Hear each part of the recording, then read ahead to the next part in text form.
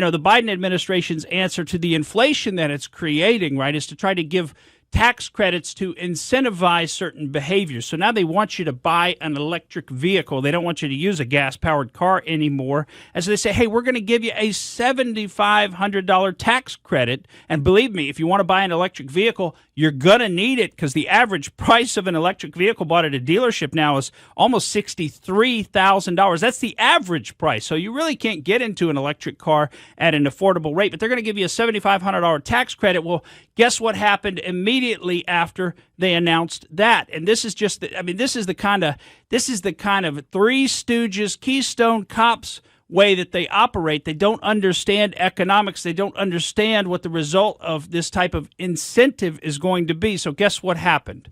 Ford raised the price of electric vehicles by $8,500. Oh, okay. There goes your tax credit, right? Oh yeah, and now you're going to have to come off another $1,000. So there goes your tax credit. So Ford just took the tax credit.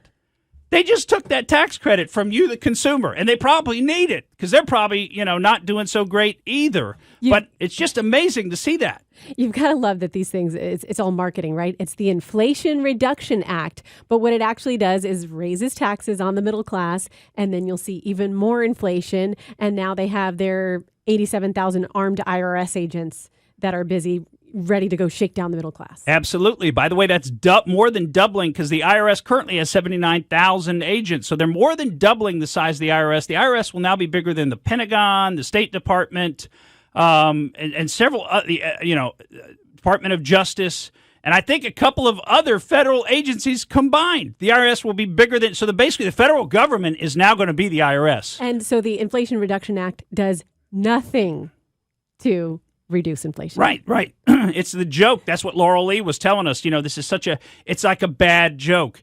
But you see what this is doing to people, too. They're also pitting people against each other, and it's working, folks. We see this. We see that people can't be friends anymore. There's a study that just came out about college students and whether or not they're willing to room with somebody. They call it dorming across the aisle. If you're a Democrat, are you willing to room with a Republican? And if you're a Republican, are you willing to room with a Democrat?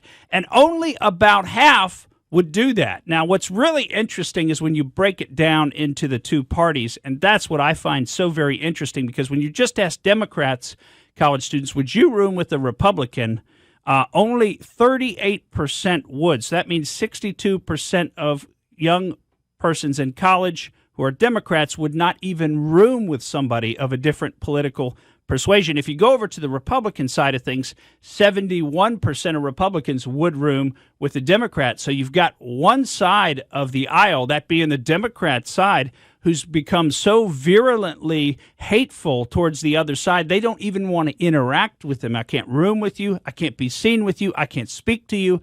And guess what happens when you can't talk to somebody? That's when you get into, some kind of a really bad situation. When countries stop talking, a lot of times it leads to war. When people stop talking, it can lead to war on a very small scale between the people. And it's just so counterintuitive to what college is supposed to be about, where it's an exchange, a free exchange of ideas, opening your mind, expanding your thought process and your critical thinking. Yeah, and how do you grow if you're not talking to people that disagree with you? How do you grow in your own ideas? You don't. You're in an echo chamber, and you think everything that you think is already correct, and the other side, there's no validity to what somebody else thinks. You don't even want to explore it with them. Thank you for listening to the Morgan Streetman Show. We hope you enjoyed what you heard, and if you did, please click like and subscribe to help us out.